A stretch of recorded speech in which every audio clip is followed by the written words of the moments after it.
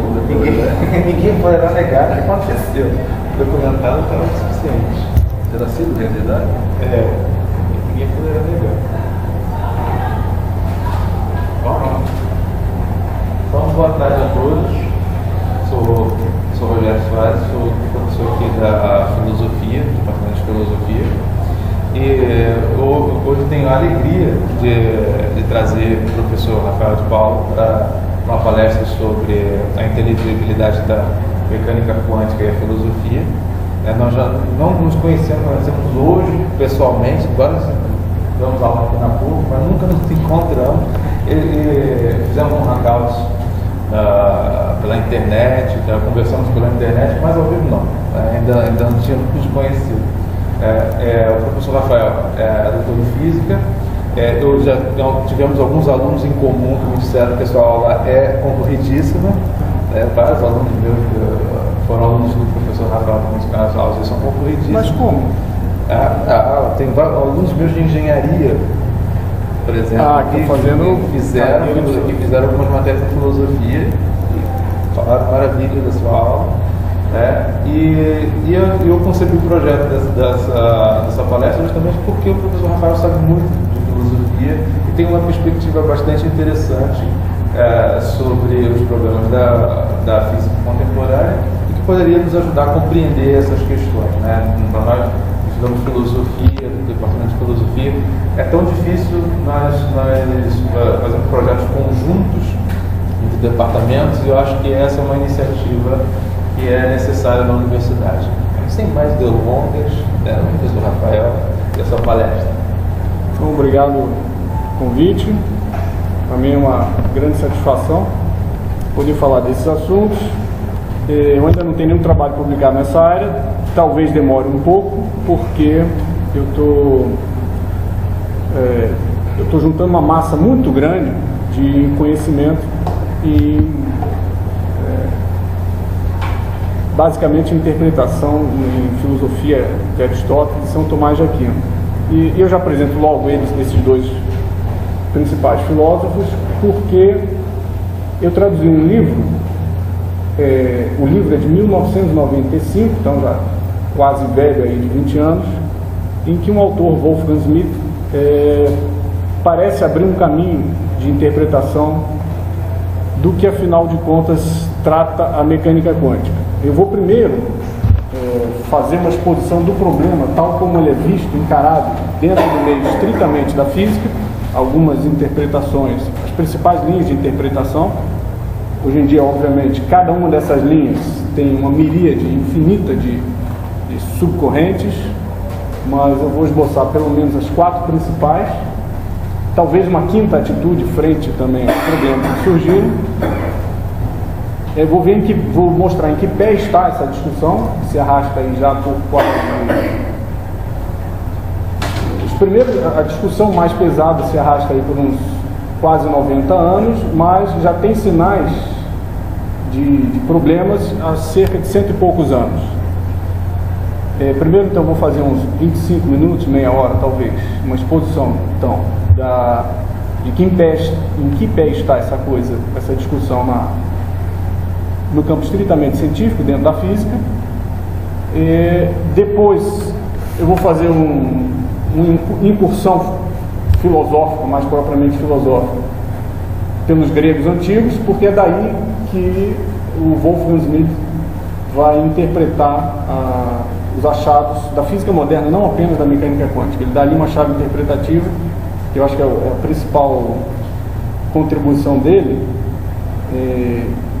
que serve não só para a mecânica quântica, como para toda a física clássica, toda essa física matematizante moderna. Então vou fazer uma segunda parte da palestra, uma exposição disso, e na terceira ver como é que essa segunda parte explica a primeira, ou pelo menos como é possível você, dentro desses conceitos filosóficos mais abrangentes, abordar os problemas da física moderna como um todo, e em particular o problema da mecânica quântica. Então, só para deixar claro que a maioria, a gente quase aqui, eu não conheço ninguém, só meu orientador. Eu fiz graduação aqui na PUC em Física, bacharelado aqui, depois fiz um mestrado aqui. Eu me formei em 94, Fiz o mestrado em 96, aqui ainda, mas já com orientação externa, professor Nami do CBPF, em 96, e em 2000 já fui para o CBPF, fiz meu doutorado, defendi meu doutorado também sob orientação do professor Nami. Tudo na área de física teórica, teoria quântica de campos, que é uma tentativa bem sucedida de unificar alguns aspectos da mecânica quântica e da teoria da relatividade, pelo menos a teoria da relatividade especial. E o meu interesse sempre foi, ao estudar a física, ao escolher estudar física, quando adolescente, sempre foi entender a realidade tal, a realidade mais bruta como nos aparece.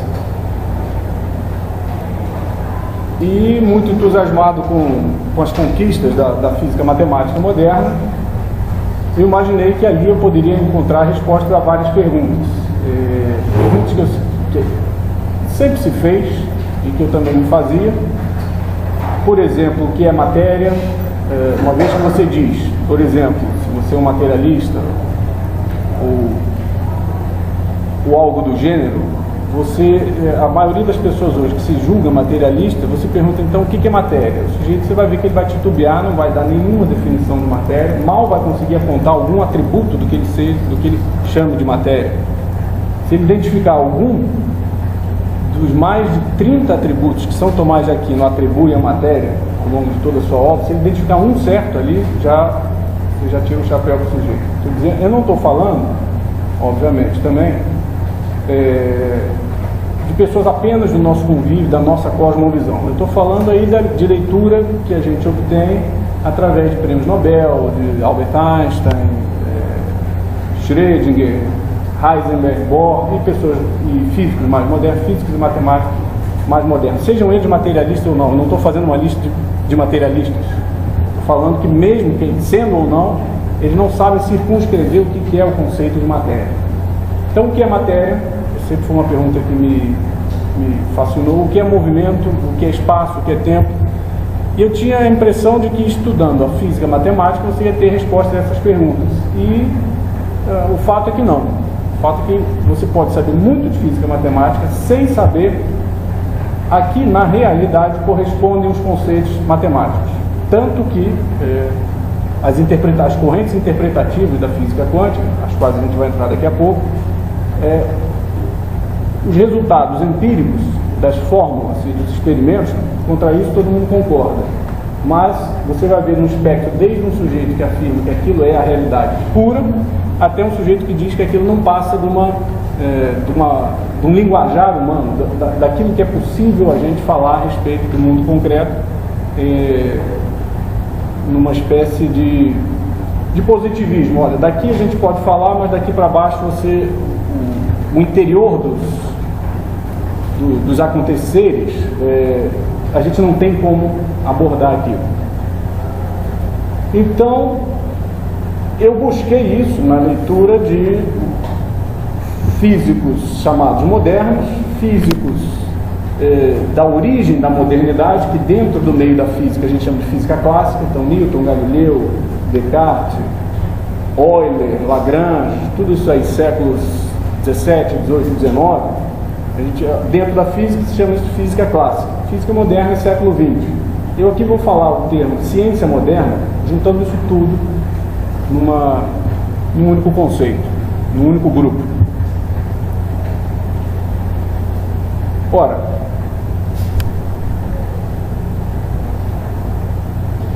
a mecânica quântica, eu vou primeiro falar as partes boas, né? Ela é a teoria que serve para explicar, entre aspas, pelo menos, no mínimo, descrever, com enorme sucesso, os aconteceres em nível microscópico. Na entrada do século XX, percebeu-se que a física clássica, a lá Newton, que deu muito sucesso, inclusive em campos a respeito dos quais o Newton nem podia imaginar no século XIX, como eletromagnetismo, termodinâmica, mas você pode encarar toda a física do século XIX como um desenvolvimento daquele mecanicismo newtoniano ou laplaciano. Ela chegou a certa incompatibilidade com uma série de experimentos na virada do século XIX para o século XX. e precisou se formular uma nova teoria. Quanto à formulação estritamente matemática e ao acordo com os experimentos, ninguém nunca teve nenhum questionamento. A física chamada newtoniana trazia dentro de si uma metafísica implícita, quer dizer, ela ficou inconsciente nos últimos 100 anos da discussão, mas no início, quando Galileu, Descartes, Newton e pensadores um pouco anteriores, um pouco posteriores, nesse meio aí, séculos 16, 17, até o início do século 18, eles tinham muito clara a discussão, olha, do que o mundo é composto. E chegou-se ao seguinte arranjo, olha, aí seria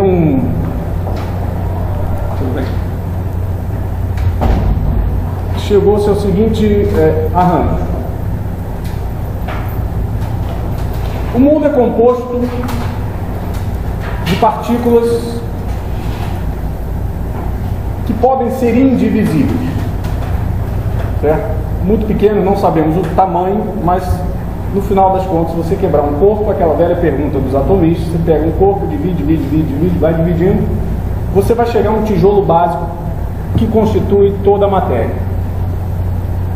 Depois, na parte mais propriamente filosófica, eu vou voltar a esse tema daí. E imaginando as coisas como compostas de corpúsculos ou partículas, a física matematizante obteve um sucesso absolutamente fenomenal. Então, a descrição de corpos pelas características de espaço ocupado e conteúdo maciço de massa, conteúdo de matéria, e essa é uma discussão muito profunda, a respeito da qual um estudante de física pouco sabe, o conceito de massa, de onde veio isso, mas você obteve um sucesso muito grande imaginando que o mundo material é composto de pequenas partículas e que um corpo grande nada mais é do que um agregado de partículas, certo? Todas praticamente sem característica nenhuma, a não ser ocupação de volume e uma característica interna chamada massa. Até os criadores, os propugnadores do conceito de massa receberam pancadas muito fortes do pessoal mais propriamente mecanicista, porque o conceito de massa, ele não é aparente externamente, ele é um conceito que está por dentro e que você tem que postular que faz parte do volume e não que faz parte da superfície do corpo. Isso parecia recuperar as qualidades ocultas contra as quais a ciência matematizante parecia estar se levantando. O Descartes, por exemplo, apesar de ele usar o conceito de massa, ser um dos criadores do conceito de quantidade de movimento, no ensino médio a gente vê massa vezes velocidade, ele queria radicalmente abandonar esse conceito de massa. Ele queria imaginar o universo, a tal da res extensa dele, como uma pasta contínua e praticamente homogênea, sem diferenciação, como se não houvessem condensações. Isso no século XIX o pessoal vai chamar de nucleações do éter. Os nomes para essas coisas são infinitos, não acabam. E o Descartes queria cortar com isso. O Galileu falou, não vai dar. Você precisa, no mínimo disso, além de espaço, medidas de tamanho, de comprimento e tempo, você precisa, no mínimo, postular mais uma grandeza, uma característica, também matematizável, mas sem ela você não pode ficar. Galileu, então, banca o conceito de massa. O Newton incorpora isso aí também. O Descartes tenta cortar. O Einstein vai fazer uma coisa parecida no século XX, quando ele tenta borrar um pouco a distinção entre um corpo e o campo que ele cria ao redor, entre o corpo e o espaço que é ocupado pelo corpo. A teoria da relatividade geral pode ser entendido como uma tentativa de atenuar e fazer um pouco desaparecer esse conceito meio oculto no sentido de não aparecer a medições externas de comprimento. O fato é que com massa, espaço e tempo, a física andou, que foi uma maravilha. No século XIX precisam se introduzir alguns novos conceitos, você precisa atribuir para o estudo da divisão da matéria. Carga elétrica é o principal.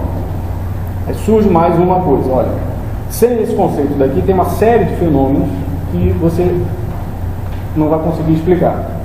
E o zoológico de qualidades matematizáveis que os cientistas vão precisando lançar mão na explicação dos fenômenos microscópicos, no século XX chega assim a dezenas. Então, spin, isospin, grau de polarização do fóton, sentido disso, carga disso, paridade, uma série de grandezas matematizáveis todas, as quais você precisa atribuir ao mundo concreto na descrição de uma série de fenômenos que vão surgindo.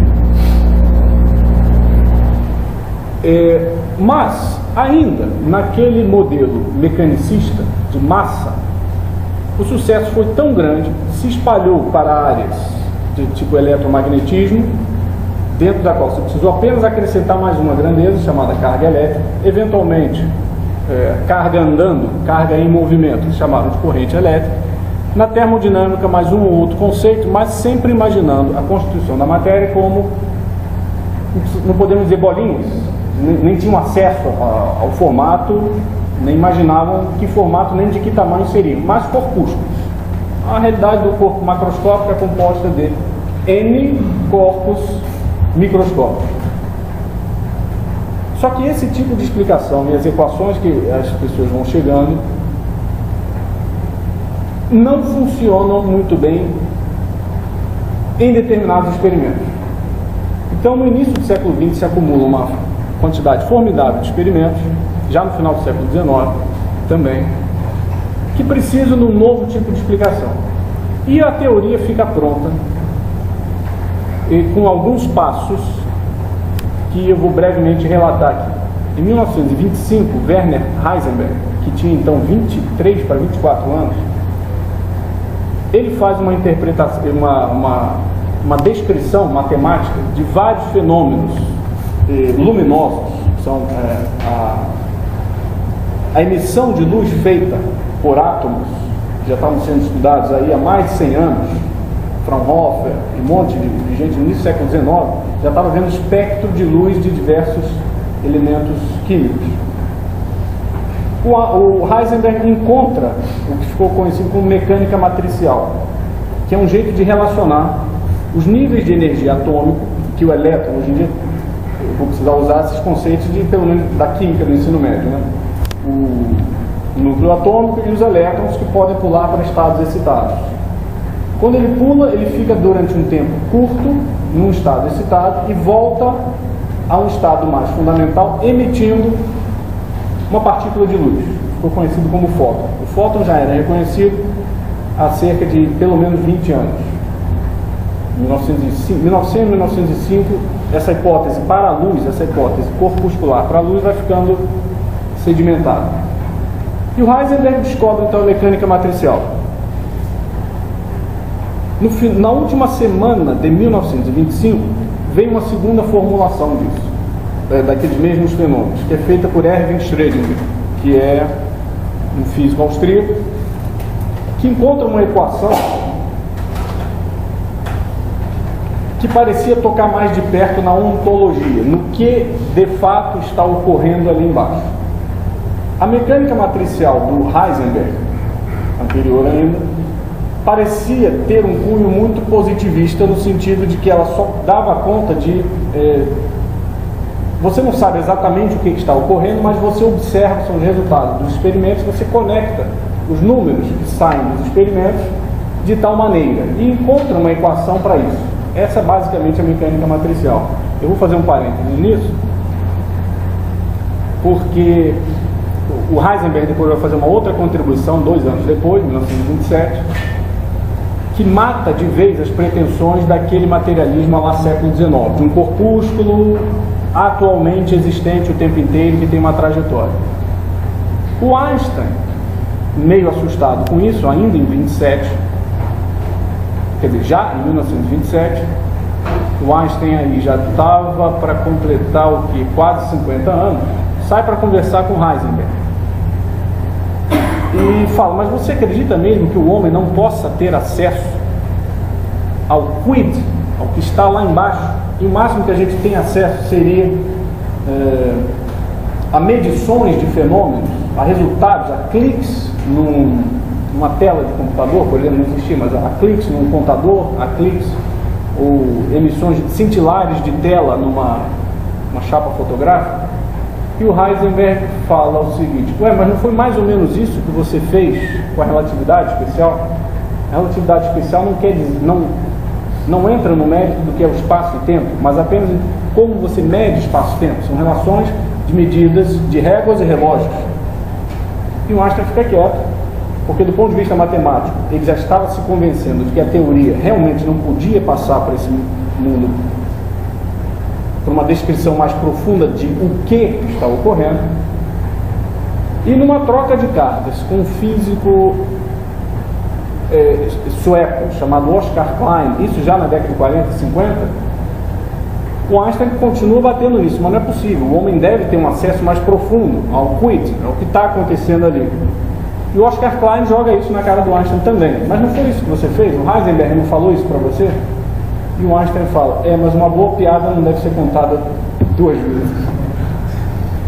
Então existe ainda, se você estudar pesquisa, historiadores da ciência e filósofos da ciência, existe toda uma hermenêutica de interpretação de qual era a opinião do Heisenberg a respeito da realidade, qual era a opinião do Einstein a respeito da realidade, qual era a opinião do Bohr a respeito da realidade. E alguns chegam a um certo consenso, com o qual eu tendo a concordar, de que ambos, tanto o Einstein quanto o Heisenberg, passam por uma transformação ao longo da vida. Eles começam muito positivistas, só com medida de experimento, e acabam tentando ser realistas, no sentido de que, olha, o homem consegue ter algum acesso, sim, por mais evanescente que seja o acesso a essa realidade mais profunda. Bom, feito esse parênteses, vou voltar ao desenvolvimento da teoria. Em 1925 para 26, o Erwin Schrödinger descobre uma equação que parecia estar descendo no nível ontológico. Olha, a equação do Schrödinger, chamada equação de onda, é uma equação que ele mesmo interpretou como se estivesse descrevendo o acontecer, os modos vibracionais de excitações de um campo da partícula chamada elétron. Há 100 anos já existia, desde Michael Faraday, para o eletromagnetismo, a ideia de explicar os fenômenos eletromagnéticos através de excitações no éter. Existe um meio aí que depois vai se jogar fora, mas o eletromagnetismo nada mais é do que como se fosse numa colcha universal meio análogo, paralelo à res extensa do Descartes, mas já com algumas qualidades, não apenas pelada e apenas constituída de distâncias, mas com outras qualidades a mais. Se você pinçasse essa colcha aqui, produzisse uma excitação, essa excitação se propagaria. E as equações do Maxwell usam o tempo inteiro o conceito do Faraday de campo elétrico e campo magnético, depois junta-se isso numa descrição mais unificada. O Schrödinger, em 1925, constrói uma equação crente que a interpretação correta é uma coisa análoga, só que para o campo de elétrons. Então, a partícula de luz seria, no caso do eletromagnetismo, um caroço que viaja por este mar eletromagnético, cuja descrição é feita pelas equações de Maxwell. O elétron seria um caroço, uma condensação deste outro mar, que pode ter uma superposição um com o outro, deste outro mar que a gente chama de campo eletrônico. A equação dele obtém um sucesso estrondoso na aplicação, na comparação com os dados experimentais. É usada até hoje a equação de Schrödinger. Isso em 25 para 26. Em maio de 26, Max Born, físico alemão, que já vinha trabalhando muito nisso aí, ele mostra: essa equação está certa, mas essa interpretação é impossível. Num outro problema, ele analisa, é um problema de colisão, um problema de espalhamento, uma partícula aqui, você manda uma outra, e onde é que você vai encontrar a partícula que veio? Ele mostra que aquela interpretação do Schrödinger era impossível. E não passa um mês que o Schrödinger admite: é verdade. A minha interpretação é falha, não pode ser isso. A interpretação que o Max Born diz que tem que ser é a seguinte, e daí começa a encrenca. As equações e a nossa teoria, que está ficando pronta, elas não têm como descrever um acontecer físico o tempo inteiro. Elas descrevem apenas as possibilidades de acontecimentos. Se eu lanço uma partícula aqui, com determinadas condições de contorno, meu laboratório está pelado, só tem pouquinhas coisas, e eu dou determinadas condições, eu faço um montão de conta, a equação do Schrödinger e também a mecânica matricial do Heisenberg, depois o próprio Schrödinger é o primeiro a começar a mostrar que essas duas descrições são a mesma, quer dizer, essas duas descrições estão concordando nos aspectos, pelo menos matemáticos.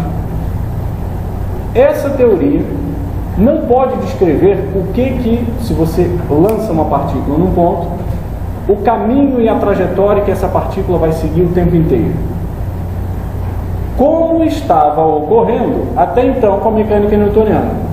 Toda a mecânica newtoniana supõe que os corpos são feitos de bolinhas, átomos, que são extrapolações microscópicas do nosso conceito de corpo, de entidade corpórea.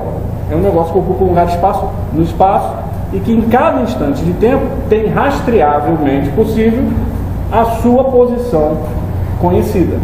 Seria possível, se eu abrir a caixa, olhar em cada instante de tempo a trajetória percorrida. Aliás, encontrar as equações na mecânica clássica é isso, é encontrar a trajetória seguida por uma partícula. E se o mundo é feito de partículas, pronto, está aí o mundo explicado. Esta interpretação clássica de corpúsculo é vedada pelo Max Born ao analisar as equações.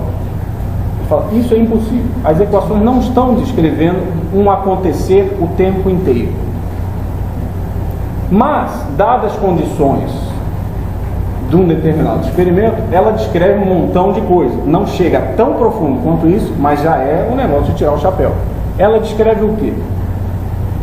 Ela descreve, dadas as condições de contorno, quais seriam as possibilidades de onde a partícula poderia acabar, terminar, ou dar um clique num detetor, ou cintilar numa chapa fotográfica.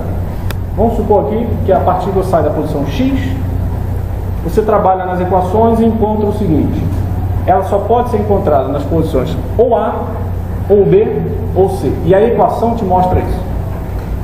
Tem muita coisa. Número 1, ela faz isso. Número 2, ela faz outra coisa também. Não só isso, como ela descreve a probabilidade das partículas acabarem aqui, ali ou ali. Então vamos supor que numa determinada situação você achou 50% de chance da partícula acabar no ponto A, 30% no ponto B e 20% num ponto C. Claro que essa soma tem que ser 100%, porque você supõe que a partícula não desapareceu do universo, tem que aparecer em algum lugar. Se a sua equação descreve só aqueles 3 lugares que são possíveis, a soma disso tem que dar 100%. Bom, a teoria já faz muita coisa, fazer isso já é um negócio sensacional, mas você não vai conseguir, isso é o Born, contar a história da partícula, a não ser nos pontos em que você tem acesso experimental a ela, ou seja, no ponto de partida dela e nos possíveis pontos de chegada. Se fica lá aguardando, ela só chegou numa. Esta interpretação probabilista, ela foi, digamos, ratificada por milhões de experimentos. É por isso que a teoria é usada. Se você faz esse experimento centenas, milhares de vezes, vamos dizer 1000 vezes, 500 vezes vai passar, a partícula vai parar no ponto A, 300 no ponto B, 200 no ponto C, talvez com uma pequena flutuação, uma mais, uma menos, para cá ou para lá. A equação está descrevendo a probabilidade dos acontecimentos e não cada acontecer efetivo, certo? Quando Max Born diz que é isso que a teoria está fazendo, número 1, o Schrödinger entende, é verdade. Aquilo que eu achei que estava acontecendo não é isso mesmo. E imediatamente o Schrödinger começa a ficar desgostoso com isso aí. Não é possível. Ele tem até uma frase mais tarde na vida dele que fala: pô, se eu soubesse que aquilo ia dar nisso, eu não tinha me metido nessa história toda.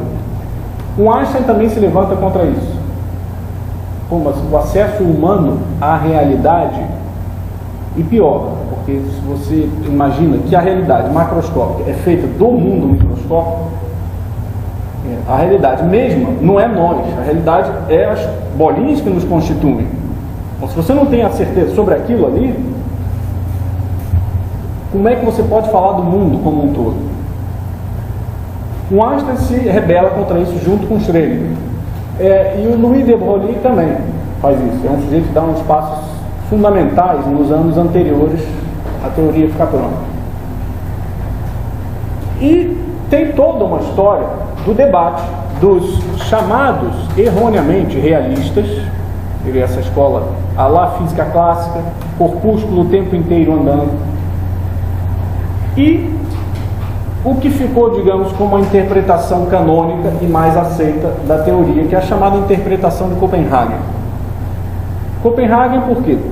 O Max Born estava em Göttingen nessa época, e o Niels Bohr compra essa interpretação, e é o sujeito que dá um acabamento, pelo menos tenta, dá um acabamento filosófico e conceitual mais rígido a toda a teoria. E o Niels Bohr estava sediado em Copenhagen, ele mesmo, um dinamarquês. Com ele vão estudar uma série de gênios dessa época, o Heisenberg em particular, o Paul Dirac, que passa um tempo lá também. E a troca de correspondência entre esse pessoal é assim, uma coisa febril. Os caras, mas o que está acontecendo mesmo? E o Niels Bohr acha que está dando bons motivos para comprar essa interpretação meramente probabilística. Olha, daqui você não vai passar. Já está fazendo muito a sua teoria. Alguma hora ia dar zebra aquele materialismo clássico, aquele cientificismo de bolinha o tempo inteiro andando. E mais ainda, supor que os corpos macroscópicos são feitos de bolinhas, são formados por bolinhas.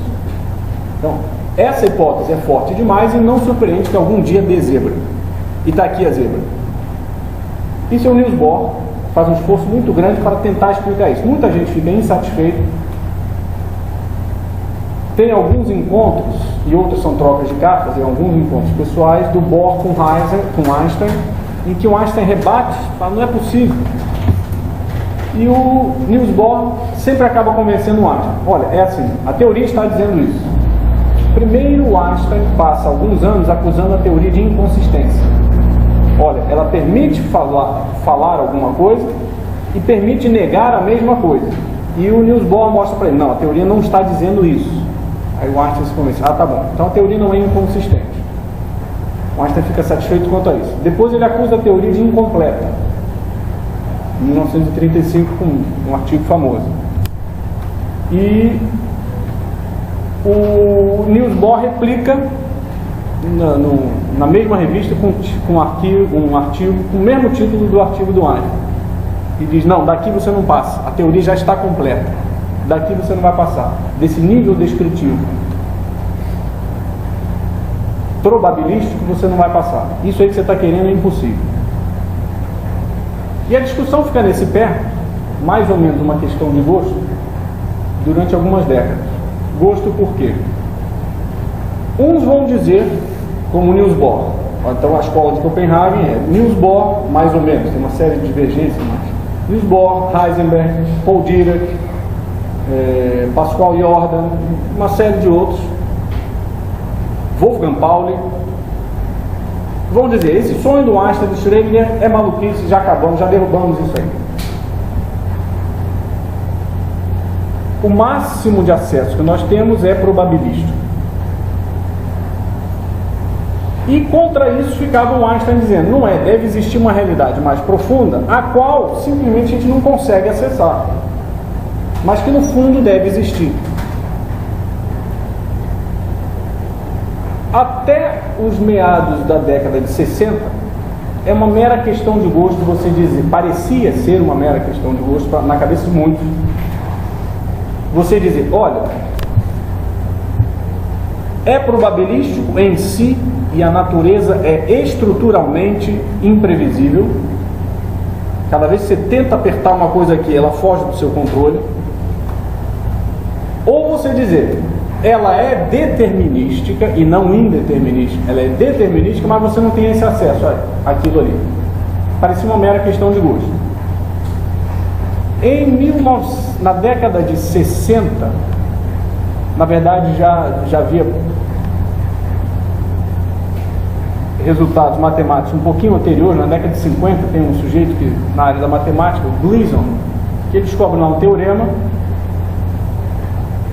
Mas na década de 60, um físico irlandês chamado John Stuart Bell, ele encontra um jeito matemático de você pôr à prova se a natureza, no fundo, é indeterminista ou determinista, mas sem um acesso completo, que é o que parecia que o Einstein estava defendendo.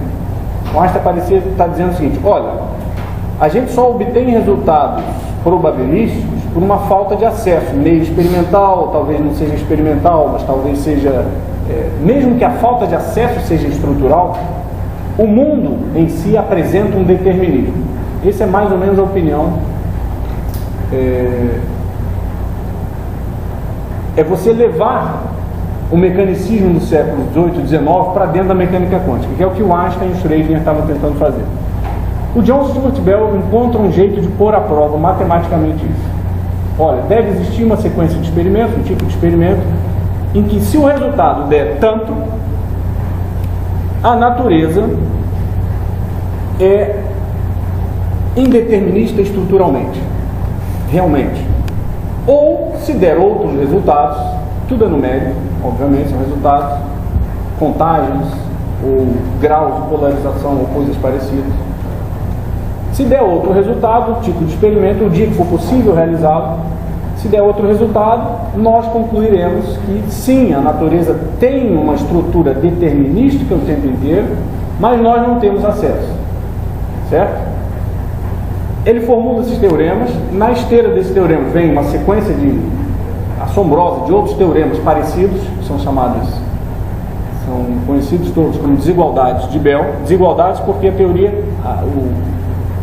a formulação é feita na forma de desigualdade. Se o que está certo é um mundo clássico determinístico, mas sem acesso total, os resultados de tais experimentos vão ser todos menores ou iguais do que um número. Se o que está certo é a interpretação de Copenhagen, por outro lado, indeterminista, os resultados vão ser maiores. Uma série de teoremas vão sendo formulados nas décadas de 60, 70, 80, 90 e 2000. Um monte de experimento vai sendo feito, no início da década de 70, mas o primeiro que, digamos, começa a bater o martelo é da década de 1980, 81, 82, um grupo na França, do Alain Specht. Faz lá uma sequência de experimentos e bate o martelo dizendo: olha, a natureza é indeterminista estruturalmente. Não há uma determinação, daqui a pouco eu vou explicar melhor o que quer dizer isso. Não há uma determinação até que você faça o experimento, até que você rode o experimento, até que abra a caixa e veja onde está o negócio. Até lá, realmente, o sistema está indeterminado. Não é só você que não sabe. Esse é o primeiro resultado experimental. Ou seja, as desigualdades de Bell, aquele teorema matemático, são violadas. As minúcias disso daí vão chegando realmente uma beleza espantosa. Começa a estudar, começa a entender o que os caras estão falando e como é que eles põem isso à prova, como é que um cara bola isso e como é que ele monta um laboratório, um equipamento de laboratório para medir isso. E outra coisa fantástica é também como é que o sujeito faz uma conta dessa, funções de onda, etc, etc. Mas os caras conseguem fazer isso. Já tem mais de 2 dezenas de experimentos nas últimas 2 décadas que estão cada vez mais apertando o espaço e, digamos, tentando fazer concessões à hipótese do Einstein. Tá, não dá para ser assim, mas se for um pouco assim, nem um pouco assim dá para ser.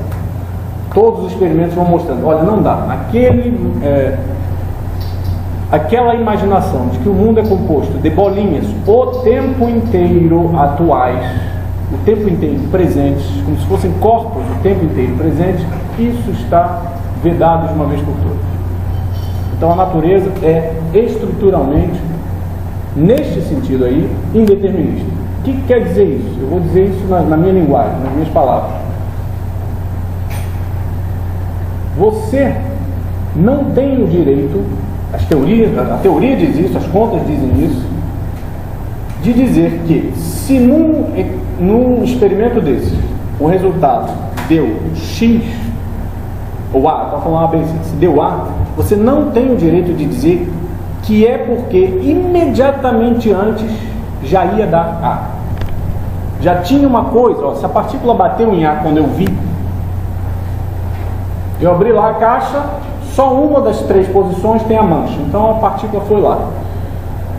Eu não tenho direito, a teoria me proíbe, as equações proíbem, de dizer o seguinte: olha, deu A, porque 1 milímetro antes a partícula já estava chegando ali e ia bater em A. Não tem jeito de fazer, de forçar a teoria para dizer isso. Ela não diz isso, e se você a força a dizer isso, ela prevê resultados errados. Essa é a tentativa do Einstein. Essa tentativa do Einstein, a qual é consenso, pelo menos dentro da comunidade dos experts da área, ficou conhecida como variáveis ocultas. Estranho que um nome meio esotérico seja dado exatamente para aquela cosmovisão cientificista de que é uma bolinha, um mundo é feito de bolinhas. Por que variáveis ocultas? Porque a hipótese probabilista, aqui, digamos, venceu o debate. Supõe, olha, você não pode falar nada. O Einstein, na verdade, ele não postulou nenhuma teoria de variáveis ocultas, mas algumas teorias dessas foram sendo propostas ao longo principalmente dos anos 50, 60 em diante, em que pressupõe o seguinte: olha, tudo bem que no nível da teoria a gente não consiga, mas isso é pelo seguinte, não é porque a natureza seja estruturalmente indeterminada. Devem existir dentro do átomo ou do elétron ou do fóton, seja lá a bolinha da qual você esteja falando, devem existir novas variáveis que não são espaço, tempo, spin, nem essas coisas mais esquisitas. Devem existir novas variáveis às quais nós até concedemos, olha, nunca vamos ter acesso a elas, mas que se você tivesse acesso àquela variável zeta, digamos, está com o número 1, e é por causa desse número 1 nesta variável que a partícula parou em A. Mas nós não conseguiremos abrir eu concedo isso. Os propugnadores das teorias de variáveis ocultas até dizem: eu concedo que você não vai conseguir abrir o sistema e ver isso. Mas se essa variável zeta estivesse assumindo o valor 2, o resultado do experimento seria B, se tivesse valor 3 seria C. Isso deve existir lá dentro, nós é que não temos acesso a isso. O incrível é que os teoremas de Bell, as desigualdades de Bell, conseguem pôr isso à prova. Se é verdade ou não que existam essas variáveis, é impressionante. Se é verdade ou não que existam essas variáveis. E o teorema consegue distinguir os resultados experimentais, e quando você vai para o experimento, você vê, aquilo não pode acontecer. Nem a falta de acesso a possíveis variáveis ocultas. De que tipo? Todo e qualquer tipo. Eu não posso provar isso aqui, eu teria que ler os artigos todos e mostrar. Mas eu quero que você, quantas forem, quantas são as variáveis? Não importa, pode ser um número ilimitado de variáveis. Os caras conseguem levar em conta, nos teoremas, essas coisas, e pôr a prova isso aí, matematicamente. Os resultados, supondo isso, dariam quase igual ao que dá a mecânica quântica, digamos, Copenhague. Os resultados seriam quase iguais matematicamente, mas diferentes. É por isso que você pode testar. Bom, então, essas duas grandes correntes monopolizaram o debate desde a década de 1920. Mas nem precisava disso. nem precisava chegar a as desigualdades de Bell e aos testes experimentais. O próprio Einstein, o próprio Schrödinger, o próprio de Broglie já estavam desconfiando que a teoria, caso você desenvolvesse tudo isso, já ia dar isso. A primeira teoria de variáveis ocultas que fica pronta é de um sujeito que teve até aqui no Brasil, na década de 50, David Bohm, na USP, e ele chega para o Einstein mostrando isso, e o Einstein fica desgostoso, pô, não é isso que eu queria. Isso precisaria supor uma série de outras coisas que iam violar coisas que o Einstein queria preservar também, que é a causalidade espaço-temporal, a relatividade toda. O Einstein fala, pô, mas não é isso, você está jogando fora a parte mais preciosa, você está mantendo os anéis na mão, mas jogando fora os dedos. E o Einstein já desconfiava disso. Então você não precisava chegar a esse desenvolvimento todo.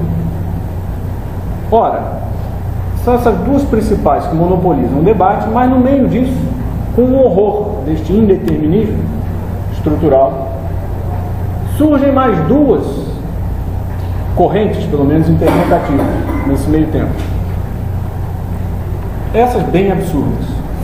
A outra, pelo menos, é uma retaguarda de 300 anos de um materialismo, de um cientificismo, do mecanicismo. Uma delas fica pronta, ou pelo menos esboçada, já na década de 30, por John von Neumann, que no seu livro técnico sobre mecânica quântica, ele dá uma axiomatização, a primeira axiomatização bem completa da teoria. Ele faz um ensaio de uma interpretação, que é a famosa interpretação da consciência como causadora do acontecer físico. Um matemático, físico matemático, de grande renome, é ele quem lança essa hipótese. E atrás dele virá depois um prêmio Nobel, o Eugen Wigner, também vai comprar essa interpretação durante pelo menos algum tempo. Há grandes discussões se o cara acreditava ou não nisso, mas... E modernamente o principal representante disso, tem alguns, mas o principal é Henry Stapp, S-T-A-P-P. Em que eles dizem basicamente o seguinte: olha, se o fato de que o experimento deu A, não B nem C, se a determinação estrutural não vem, perdão, se a determinação do experimento, até que você faça o experimento, o sistema está indeterminado. Quando você perfaz o experimento, é que se determina. Se esta determinação não é feita pela matéria, que as equações estão descrevendo supostamente toda a matéria, você pode levar em conta o detetor como se fosse um conjunto de partículas, o colapso da função de onda, da partícula e do detetor como um todo, e vai crescendo, vai se multiplicando essa discussão toda. Se o acontecer não é determinado pela matéria, só pode ser determinado por algo imaterial, que é a consciência. Na cabeça dele, a consciência é algo totalmente imaterial, e o mundo aqui é totalmente material, sem nada de imaterial. Isso é uma grande confusão. Aliás, pelo menos o primeiro sujeito está bem consciente de qual é a raiz disso, é esse Henry Stapp, físico, aliás, com um resultado muito importante, que num dos seus livros se chama The Mindful Universe. Ele está consciente de que isso vem mais ou menos. Você vai acompanhar ali, vai ter capítulos ali que você vai entender bastante, um bom número de parágrafos que você vai entender bastante, mas ele tenta fazer essa discussão também com os aspectos matemáticos todos da teoria. Ele tem outros livros também, mas eu não li todos. Mas ele está consciente de que isso é fruto daquela cisão cartesiana, de que o mundo é feito de duas qualidades completamente estanques e esgarçadas. Uma é a res extensa, o mundo absolutamente destituído de qualquer outra qualidade que não seja espaço, distância, só isso, a matéria, e a mente humana, que é a res cogitans, que seria responsável pelo inteligir dessas coisas todas. Dentro do mundo concreto, material, não existem qualidades a não ser espaço-tempo, no máximo tempo. E aí vem a raiz do sujeito no século XX dizer, olha, o acontecer material aqui, se não é determinado pela própria matéria, só pode ser determinado pela outra coisa que radicalmente nada tem a ver com a matéria. A meu ver, essa interpretação, essa cisão que o Descartes faz é completamente errada, completamente maluca. A gente poderia dar uma outra aula sobre isso. Está completamente furada. Aliás, eu vou tocar nisso daqui a pouco. Mas é a raiz do sujeito dizer aqui no século XX que é a consciência, o único que não é material, que determina a materialidade. A materialidade seria destituída de qualquer outra qualidade e adquire as qualidades pelo contato com a consciência de um homem. Aí vem uma série de perguntas que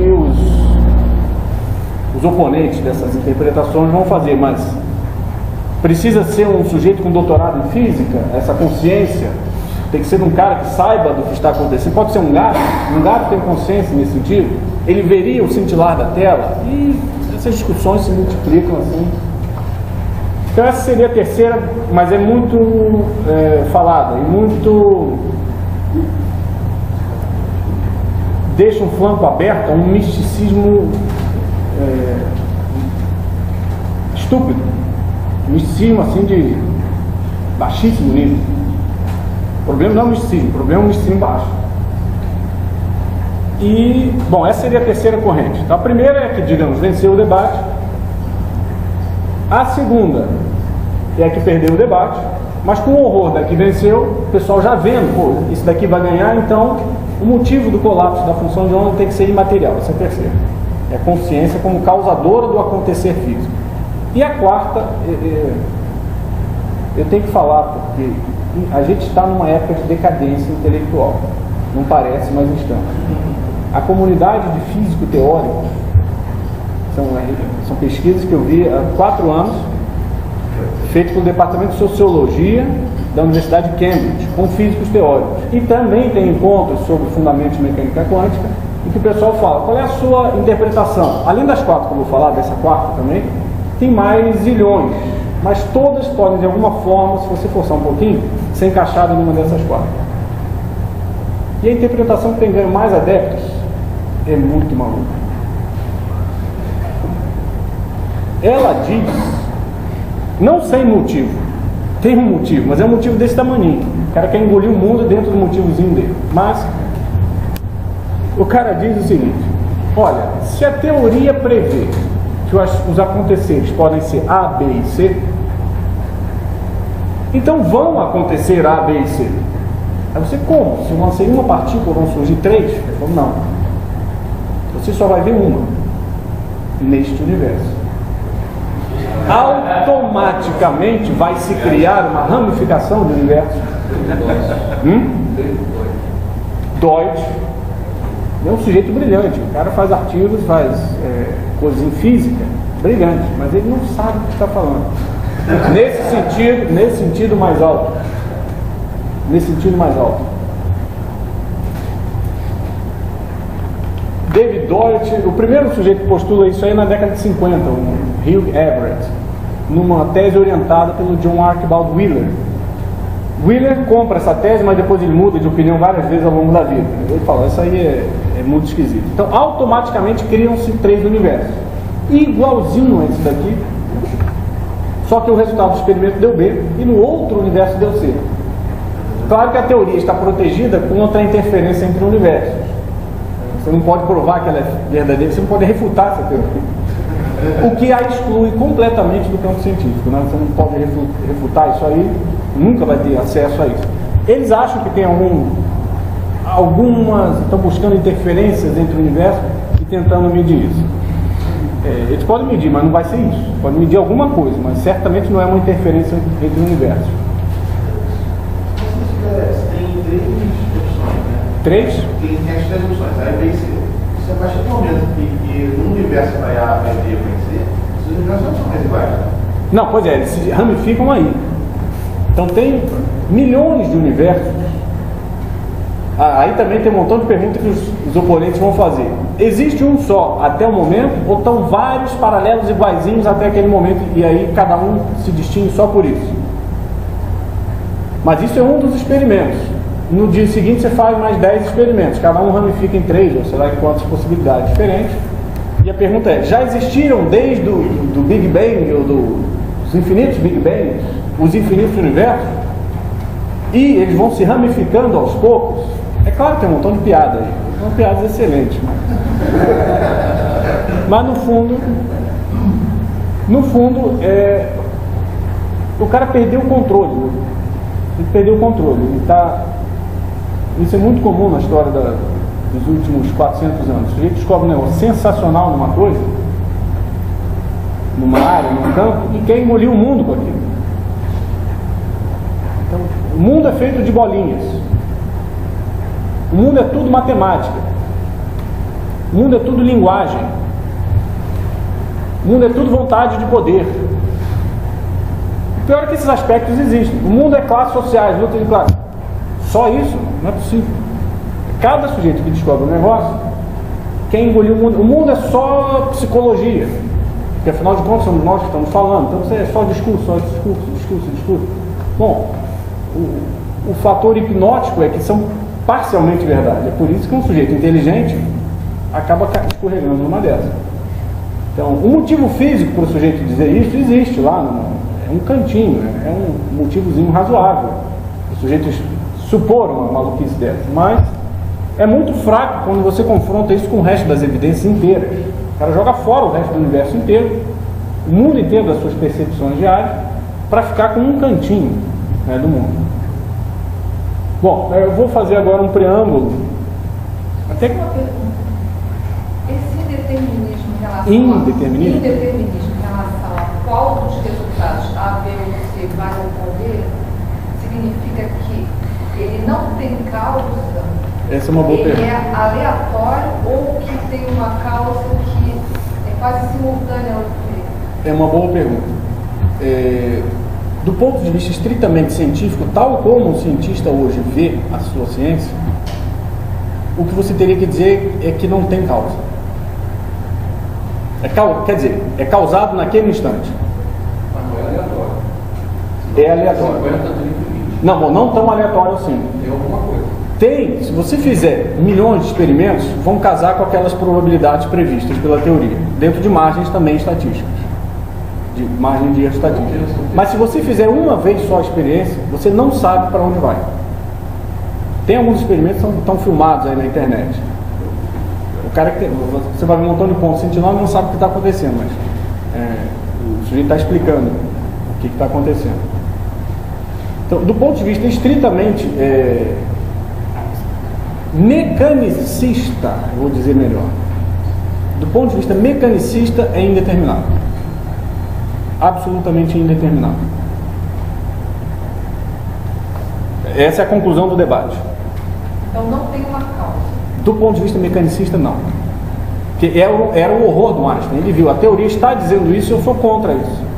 Isso é impossível, o mundo não pode ser assim. É a famosa frase dele, Deus não joga dados com o universo. Depois o pessoal descobrindo outros efeitos no final do século, a radiação do buraco negro, por exemplo, o pessoal vai até brincar, não só Deus joga dados, como joga num lugar em que ninguém vai ver, não tem acesso. Ora, mas essa não causa, essa ausência de causa é no sentido determinístico. No sentido determinista mais forte ainda, no sentido mecanicista de bolinhas. Se você imaginar que aquilo era uma bolinha o tempo inteiro, essa hipótese que está sendo impugnada, você não tem direito de supor uma trajetória, que é o que você fazia com a mecânica clássica. Prever exatamente a trajetória da Terra ao redor do Sol, ou de um projétil como o Galileu fez, ou etc. Dizer a trajetória é dizer todos os pontos do espaço a cada instante de tempo. Isso está fechado, não pode fazer isso nesse nível microscópico. Era isso que o Einstein queria preservar e não consegue. A conclusão do debate é que não dá. Bom, então como é que você sai disso? Se é que tem que sair, ou se é que dá para sair, ou se é que tem que sair. Eu vou apresentar rapidamente, de uma maneira bastante, espero que não seja grosseira, mas sucinta, a discussão dos gregos, até Aristóteles. quando você abre os olhos e vê qualquer coisa, qualquer ente natural, o fato mais evidente é que os entes passam por mudanças. O tempo inteiro, no mínimo mudança de local. Mas eles também envelhecem, perecem, perdem massa, mesmo que seja um ente sem vida, né?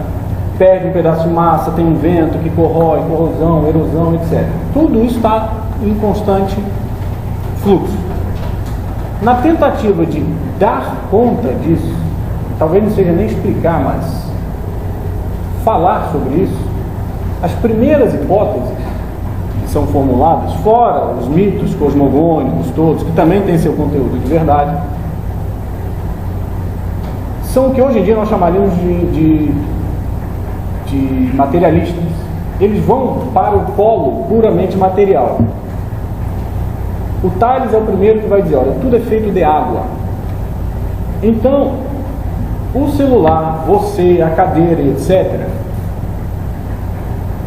ele não vai ser tão radical ao ponto de dizer que não existe, mas remetem a uma realidade estrutural mais profunda, que é a mesma, que tem que existir, presta atenção, porque senão seria impossível uma coisa se transformar em outra.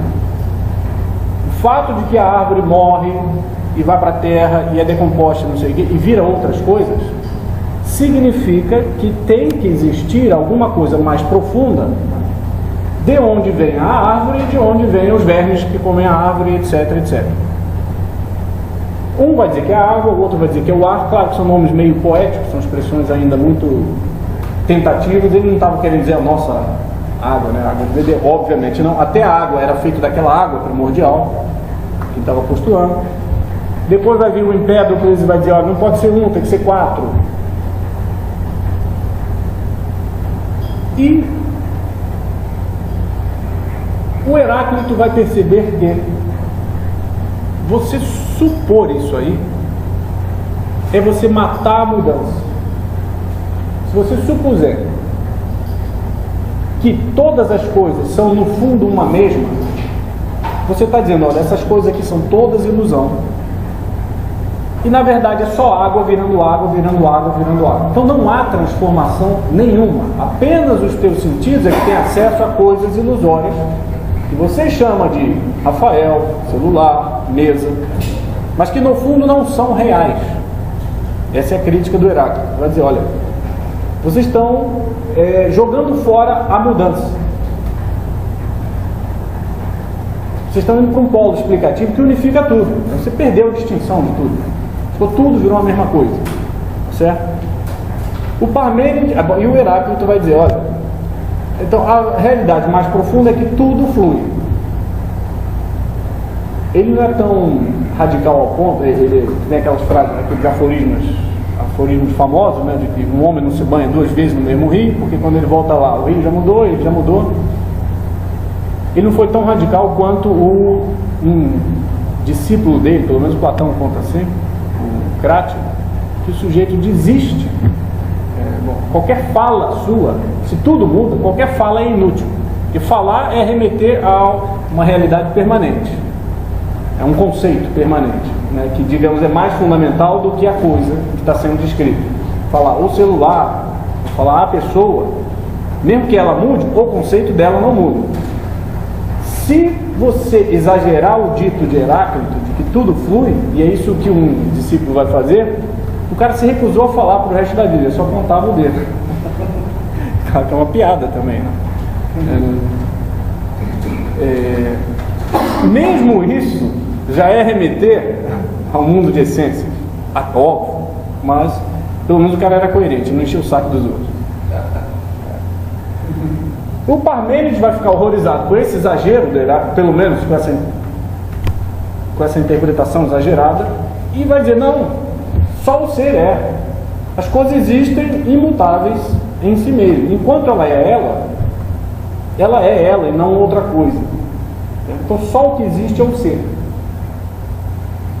E a coisa fica nesse pé. Claro, podia falar muito mais a esse respeito, mas O Sócrates, que parece ter um contato com Parmênides, ele fica impressionado com essa descoberta desse polo mais estável da explicação, esse polo que responde à pergunta o quê? Quid.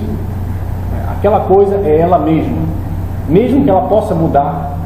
Só tem sentido você dizer que ela mudou porque o conceito dela não muda, senão você acabou de esboroar com o próprio conceito de mudança, né? Se o conceito para o qual você apela ao nomear uma coisa, se aquilo não existe, aqui concretamente, então você não pode falar nada. Seria o exagero do tudo flui. Então o Parmênides ficou horrorizado e falou, não, tem que existir esse outro polo imutável, que é um polo mais racionalista, mais intelectual do que material. O Sócrates vai ficar impressionado com essa descoberta, digamos, vamos chamar aqui assim, de descoberta do mundo do espírito, filosoficamente, descoberta do mundo da razão, apesar de não podermos acusar o Heráclito também de ser materialista a lá século XIX, ou a lá Richard Dawkins, por exemplo, porque o próprio Heráclito, que enfatiza o aspecto da mudança, né, ele é o primeiro que diz também, olha, não, tudo vem do Logos. O Logos é o mais importante, é a palavra, é a estabilidade. De alguma forma, ele aponta para as duas coisas ao mesmo tempo. O Sócrates fica impressionado com Parmênides e começa a fazer buscas de conceitos mais permanentes, mas todos ainda muito ligados menos ligados ao mundo da natureza e mais ligados ao mundo da sociedade, o que é o Estado, o que é o bem, o que é a justiça. O Platão começa a pegar este mesmo esquema e começa a descobrir, a perceber que falar das coisas é descobrir os conceitos delas, as essências. E o Aristóteles vai pegar isso aí também, só que sem jogar fora,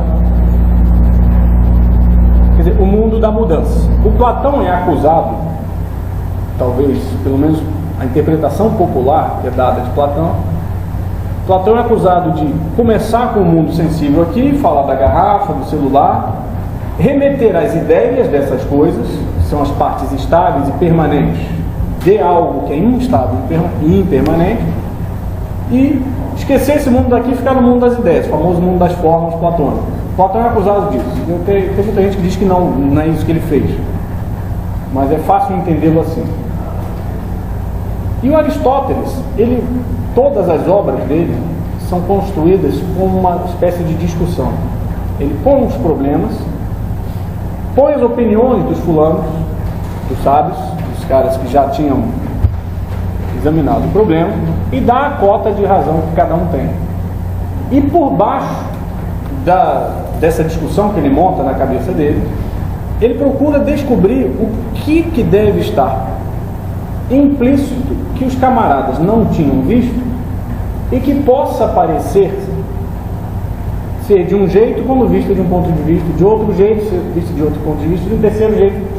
Que coisa está por trás dessa discussão que faça um cara dizer A e o outro B e o outro C? Então toda a filosofia, toda a obra de Aristóteles é construída de um modo dialético nesse sentido. E ele dá a cota de razão, vai voltando ao mundo natural, ele dá a cota de razão dos materialistas. Ele fala, olha, esse negócio que os materialistas, Tales, etc., estavam buscando na água, não importa o nome, isso aí tem que existir. Esse extrato profundo da natureza, que é o que não muda. Essa é uma das primeiras definições de matéria para Aristóteles. É o que não muda durante uma transformação. E é o que permite a transformação de A em B. Isso tem que existir. Isso tem que fazer parte do mundo, pelo menos da explicação do mundo. Mas não basta. Só isso não basta. Não basta por um motivo muito simples. Você explicou agora, acabou de descrever o seguinte, olha, o motivo que faz com que as coisas sejam, no fundo, de um mesmo tipo. Uma mesma, ou que possa fazer com que um se transforme em outro. Você explicou o motivo da homogeneidade das coisas. falta agora outra pergunta. E o que as distingue, então? De onde vem a diferença entre elas? Bom, da matéria não pode ser. Porque a matéria é o polo explicativo da união das coisas, né? O que as distingue é um negócio que ele chamou de forma, morphe, né, em grego. E matéria, ele usa a palavra grega de madeira, que é hile. Hile é madeira porque é uma matéria bem moldável, bem plástica, que você pode transformar em uma série de coisas. Então, o que esses caras estavam fazendo é descobrir um polo explicativo que existe mesmo, tal da matéria. Mas só isso não basta. O Parmênides, Platão, os caras estavam certos também nesse outro tipo de explicação. Então, quando você pega uma massa amorfa, por exemplo, de barro, bronze ou mármore, então isso é a matéria de que você vai fazer uma estátua. A estátua vai ganhar a forma de Apolo ou Afrodite, por exemplo. Isso é a forma. Então, quando a estátua está pronta, ela é composta de matéria e forma. Um polo material, que é o bronze ou o mármore, e o polo imaterial, que é captado pelo sentido, pela inteligência. Você intelige isso aí, você não vai medir essas coisas. Isso é a sua inteligência quem percebe, quem capta isso. Através dos sentidos, ele vai ter toda uma teoria da abstração, toda uma epistemologia, teoria do conhecimento, a qual é brilhantemente desenvolvida pelos escolásticos na Idade Média e que foi sendo esquecida na modernidade, foi sendo abandonada, em parte devido ao sucesso dessa explicação mecanicista. E o Aristóteles vai dizer, olha, o que explica um ente, quer dizer, as causas de um ente no ser, as causas da estátua de Apolo, o que faz ela estar aqui, são duas. Uma responde a pergunta de que é feito, é a matéria. E outra responde a pergunta, o que é, o quid, que é a pergunta fundamental filosófica. E ele também, isso daí, digamos, explicaria aquele ser aqui, aquele ente. Em grego ele chamava aquilo de ousia, ser. Os escolásticos vão chamar isso de substância, por um motivo muito bom que agora não vou entrar. E como é que aquilo pode passar por transformações? Bom, então ele já apelou para duas causas, que são as causas daquilo no ser, matéria e forma. E como é que aquilo pode mudar? Causa eficiente, alguém que está manipulando, e causa final, é aquilo no qual a coisa vai se transformar. Eu não vou precisar entrar nessas duas, pelo menos por enquanto. Até que hora a gente tem? Bom, então já vou acabar.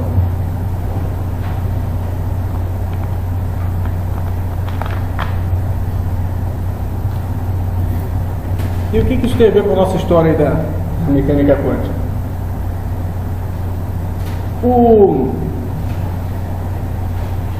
Digamos, esse enquadramento teorético, digamos, descritivo, no mínimo descritivo, eu diria até explicativo, aristotélico, ele é desenvolvido em todas as linhas nos primeiros 2 milênios, tanto no mundo ocidental quanto no mundo islâmico e nas comunidades judaicas dentro da Europa. E o pessoal vai chegando a uma série de entendimento sobre a natureza, sobre o mundo natural. O próprio Aristóteles dá algumas dicas erradas, outras certas, mas eu acho que essa descoberta de matéria e forma ela é invencível, ela é imbatível, ela não vai poder nunca ser superada. Ela me parece ser realmente um polo, um patamar conquistado pela inteligência humana. E aquele mecanicismo que funcionou muito bem do ponto de vista empírico durante os séculos 17, 18, 19 e até hoje também, se você usar a mecânica de Newton, você usa para escrever uma série de coisas. Ele em si tem uma coisa de estruturalmente impossível. De saída você já podia ver que dava zebra. E o Leibniz aponta isso aí. O Leibniz é um sujeito que está ali no início da ciência moderna. Ele dá contribuições importantes à matemática, à física. E do ponto de vista filosófico e epistemológico, ele diz, olha, o mundo não é isso. Pode supor que é, mas está faltando um negócio aí. Que é o seguinte, você supor que pode até ser, vamos admitir por hipótese, depois a gente podia fazer uma outra discussão num outro dia, que as coisas são feitas de bolinhas. Tá bom, vai lá. Hoje em dia todo mundo acredita nisso, né? Não tem como fugir disso. É uma infantilidade, mas tem o seu quê de verdade, tudo bem. Mas a hipótese mecanicista é de que estas bolinhas, esses corpúsculos, por serem os constituintes últimos, eles eram indestrutíveis. Você é destrutível porque você é feito de bloquinhos indestrutíveis. Então, isso é impossível, meu filho. O negócio material do mundo, da physis, da natureza, que é o mundo das transformações, por definição, ele não pode ser imutável. Que é a hipótese que está embasando todo o mecanicismo. São corpúsculos imutáveis, no máximo eles mudam de localização espacial. É a única mutabilidade admitida. Seria essa, o único tipo de transformação admitida para eles é o que Aristóteles chamava de mudança local, mudança de lugar. Ora, quando você chega no século XX e essa cosmovisão mecanicista tem que dar espaço para as descobertas da ciência da mecânica quântica, você fica ou abandonado, bom, eu sou mecanicista, mas o mundo não é. Eu sou, mas o mundo não. Ou você tem que buscar alguma outra coisa. Eu achando que essa hipótese do Aristóteles, essa descoberta de matéria e forma, eu acho que ela perpassa todos os degraus da existência, dos seres todos que a gente vê. Eu já tendo estudado um pouquinho de São Tomás de Aquino, há alguns anos atrás li o livro do Wolfgang Schmidt, esse que eu resolvi traduzir. E o título, eu já estava lendo o 3º capítulo, é um livro curto. O título do 4º capítulo é um nome de um conceito tomista, Materia Signata Quantitate. Eu falei, pô, o cara matou o charada. Ele descobriu o que é mecânica quântica. Afinal de contas, de que? Sobre o que versam as teorias físicas modernas. E a ideia é muito simples. O ataque que ele faz, o enfoque que ele tem é muito simples. Estudar o mundo material, que é o que a física matematizante foi fazer. Olha o que a física matemática começou a fazer na entrada da modernidade. Reduzir os corpos todos a aspectos mensuráveis. Contar, pesar e medir. Ah, é um gato, não importa. Eu quero saber quantos quilos ele tem. Se tiver 3 quilos e um balde d'água também tiver 3 quilos, a minha teoria descreve bem os 3 quilogramas. Certo? Os 3 quilogramas, parênteses. Eu acho que os 3 quilogramas não existem, são só uma ficção da mente humana, não. Dentro do tomismo dá para você explicar o porquê que funciona a matematização das ciências naturais. Mas, bom, então eu não vou tão longe ao ponto de dizer que não existem os 3 quilogramas. Claro que existem. Eles existem, mas não esgotam um ente. É muito brutal você dizer que um gato nada mais é do que um representante da quantidade de 3 quilogramas. Né? Diferenças que os seus olhos da cara percebem, mas que a sua teoria não capta, porque ela só descreve 3 quilos, você está abandonando. Isso pode funcionar na descrição do mundo dos organismos vivos? Não dá. Isso pode funcionar na descrição, quer dizer, isso funciona, digamos, em pouquíssimas descrições. Se você jogar o gato pela janela, vai descrever. Mas o comportamento do gato, o susto que ele leva, o dormir, a digestão, nada disso. Você vai explicar com a hipótese que ele tem de que ele é 3 kg. Só se você lançar o bichinho para fora da janela. Então, a physis, que era um estudo até a entrada da modernidade de toda a escala de seres do mundo natural, começou a emburacar para baixo. Não é que não existam esses aspectos quantitativos e materiais. Acontece é que se você reduz os entes àquilo, você fica só com os entes que são mais parecidos com aquilo. Você perde a descrição de gato, de planta, da flor e do fruto que a planta dá, e fica só com aspectos mensuráveis. Isso não é proibido, isso é bom fazer, tem que fazer, é necessário. Os motivos disso já estavam na escolástica medieval, que ninguém estuda mais isso hoje em dia, mas as restrições a isso também já estavam lá. Você vai daí para baixo. Você começa a estudar mais o polo dos materialistas, os materialistas gregos, né, digamos. Você começa a estudar mais o aspecto da estátua de Apolo, que é a forma incorporada no mármore. Você começa a estudar mais o mármore do que o Apolo. Aí, tanto faz se é Apolo ou Afrodite, você está interessado só no mármore, não é isso? E você agora quebra o mármore é feito de coisas mais similares à madeira. Você vai descobrindo a matéria da matéria, você vai descendo aí. E a matéria, e aí com isso eu fecho, é exatamente o polo explicativo, real, concreto, existe, mas é o polo que está mais indeterminado. Por quê? Você pega uma pasta aqui de barro, da pasta de barro eu posso fazer um ornamento, um cinzeiro, uma estátua, não sei o quê. Não está no barro a diferença das formas que eu posso impor aí. Claro que ele limita o tipo de forma que pode ser imposto. Claro que sim. Mas a diferença não é material, mas formal. Se você estuda só o barro, não está nele o fato de que esse daqui é um cinzeiro de barro e o outro é um ornamento de barro e etc. Então, o estudo da matéria te remete, mesmo que não parecia ser assim, te remete cada vez, o Leibniz adverte isso aí, te remete a um estudo de coisas que estão cada vez mais em potência para acontecimentos.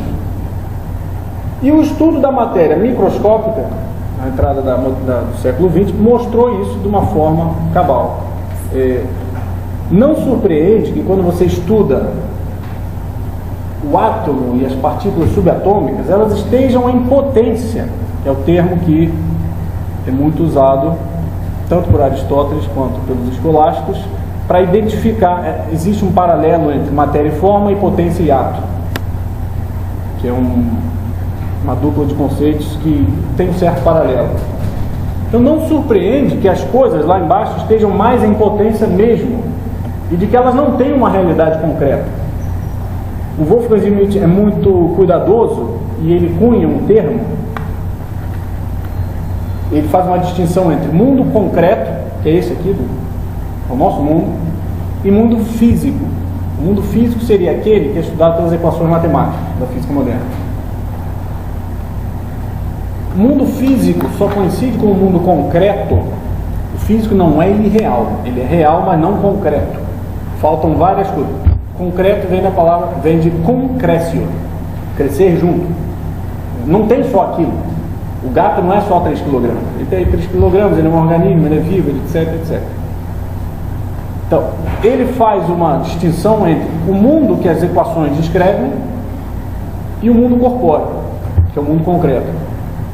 E diz, olha, o mundo que as equações descrevem já sempre foi, desde a mecânica clássica, que ninguém sabia, um mundo em potência para o mundo corpóreo. Então não surpreende que aquele mundo que as equações estão descrevendo necessitem de um clique audível ou de uma mancha visível para fazer contato de novo com o mundo do ato, com o mundo da presença corpórea. E é quando se dá a transformação, a passagem da potência ao ato no experimento. Não é que falte causa, falta uma causa mecanicista, rastreável à partícula.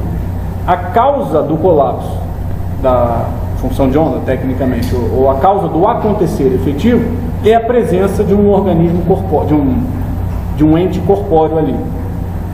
É ele quem dá sentido às partículas, e não as partículas que dão sentido ao mundo concreto. Então, o mundo não é formado de átomos. Olha bem a palavra, estou usando no sentido estrito e técnico de Aristóteles. Ele não recebe sua forma dos átomos, ele recebe sua matéria dos átomos. E ele está em potência para diversas formas. Bom, eu fico aí à disposição. Obrigado.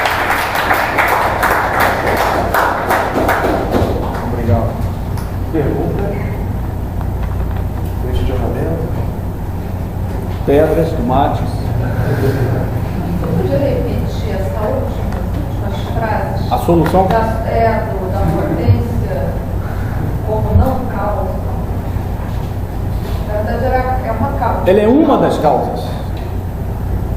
Mas ela está na partícula? Não. Sim, ela é a partícula. Mas a palavra partícula, todo físico usa essa palavra com cuidado. Ele sabe que não é um corpúsculo pequenininho. Ele sabe que as suas equações não estão descrevendo aquilo que ele estava falando, uma bolinha o tempo inteiro. Ele usa a palavra partícula como um abuso de linguagem. A possibilidade de você descrever aquilo como um negócio atual o tempo inteiro está vedado. A gente usa porque o sinal que dá num detetor te lembra uma pancada de uma bolinha. Então você continua usando o termo partícula, sabendo que entre a emissão e a absorção, ou entre o início do experimento e o seu resultado final, ela não pode ser pensada como uma bolinha o tempo inteiro que tivesse uma trajetória. A primeira formulação disso é impedir você falar das trajetórias. Não há trajetória nenhuma. Na década de 50, o Feynman, o prêmio Nobel, ele vai descrever o seguinte: já que você não pode falar de nenhuma, se a partícula não segue nenhuma trajetória rastreável, então ela seguiu todas. Isso, claro, que não faz sentido do ponto de vista de um corpúsculo que realmente existisse. Ele não pode se desdobrar e fazer tudo. Mas os pesos matemáticos relativos das várias trajetórias se somam de tal forma que a matemática funciona. Supor que não há nenhuma ou todas as possíveis trajetórias, dá no mesmo, do ponto de vista matemático. Claro que o Feynman tem a frase famosa, né? Ninguém entende o que é mecânica quântica, ela só serve para contas. Ninguém entende. Eu concordo com ele do ponto de vista muito estrito de que, bom, se você quiser entender aquilo com um ferramental mecanicista, não vai. Isso não vai. Então você tem várias potências e só uma vai virar conta. Só uma se atualiza. Vai ter várias. A potência é a possibilidade. A potência é, digamos, o mar, digamos, como se fosse o mármore ou o barro, como se fosse o conteúdo energético, é o que as equações estão descrevendo, que você excita na hora que você emite um negócio aqui. Você dá um sinal e excita o negócio. A potência é isso. A potência tem possibilidades. Só uma vai atualizar. O que atualiza? Não é só a potência. O que atualiza é um ente do mundo corpóreo. Esse ente do mundo corpóreo é um detetor. Ou pode ser um organismo que nós sentimos essas partículas, a radiação, por exemplo, que um sujeito é submetido, um tratamento de câncer, etc. Isto atualiza, isto é um organismo corpóreo. Mas está supondo a consciência. Alguma consciência torna isso uma realidade? Não. O que torna isso realidade é o mundo corpóreo. Mas não é só pode ter detecção. Como assim? O mundo corpóreo é que faz. Pode sentir, você pode ver, Não. Não precisa ter um sujeito que conscientemente percebeu aquilo. Você pode deixar uma chapa fotográfica e nunca ter aberto o laboratório. A chapa fotográfica é um ente do mundo corpóreo. O elétron não. O mundo descrito pelas equações não. Ele é um mundo em potência. Não é irreal. Mas ele não é um mundo completo, inteiro. Só se concreciona quando ele bate. Ele se concreciona como parte de algo corpóreo. Toda a história do universo, antes de ter ser vivo, o universo existia. Sim. O Einstein achava que supor isto, que é verdade, todo mundo imagina, claro, o universo sempre existiu, mesmo quando não tinha homem nenhum aí. Nem gato. Sim, mas ele, nem gato, nem a merda, nem nada. O Einstein sabia disso, ele não estava negando isso aí, e como todo mundo sabe, Só que ele achava que o único jeito de preservar isso era com o mecanicismo clássico. E não dá. O mecanicismo você perde isso. Por exemplo, uma partícula em parte. Desculpa só falar uma frase dele a esse respeito, para não perder a oportunidade. Ele disse numa carta: eu me recuso a acreditar que a Lua não está lá quando alguém não está olhando.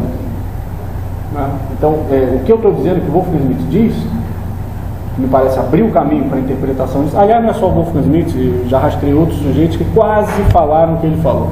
Quase. E sobre certos aspectos, falaram melhor do que ele. O Heisenberg dá essa dica no livro de 1958, Física e Filosofia. Ele fala: as nossas equações estão descrevendo uma coisa intermediária entre o ser e não ser. E ele usa a palavra, algo parecido com umas potências aristotélicas. É a frase do Heisenberg. Aí o Heisenberg já tinha 50 anos, quase 60. Ele deixou de ser um positivista dos 20 e poucos anos de idade. E o David Bohm, anos antes, já tinha falado isso. E tem uns tomistas que já tinham falado isso na década de 40. Mas os tomistas não eram físicos, então não tinham exatamente o controle de como atacar. Tem um cara, um físico americano, um engenheiro elétrico americano, Vincent Edward Smith, que em 1950 quase fala o que o Wolfgang Schmidt fala. Tem um outro que é um dominicano americano, William Wallace, que em 1972, ele tem uma troca de cartas com um aluno do Heisenberg. E o aluno do Heisenberg vê, se William Wallace está na pista certa. É que eu não entendo tanto de tomismo assim para dizer, mas é isso aí que está acontecendo. O erro do Heisenberg, ele estava com tudo na mão. O erro do Heisenberg é fazer a hipótese de que o mundo é feito de bolinhas. O mundo é formado de bolinhas, de átomos. Que o que confere ser a isto são os átomos. É o contrário. Qualquer organismo, qualquer corpo, qualquer não. Quanto mais alto na escala do ser, você percebe que é o todo que dá sentido às partes e não a parte dá sentido ao todo. A discussão do acaso, da aleatoriedade total na formação de um indivíduo que caminha, que enxerga. Sou maluco, acredito que as células se juntam assim. Que o sujeito é a composição das células, não é? Diga, você ia fazer a pergunta. Desculpa. Eu vou tentar ver mais ou menos a formulação. Digamos que alguém escreva alguma coisa que fala,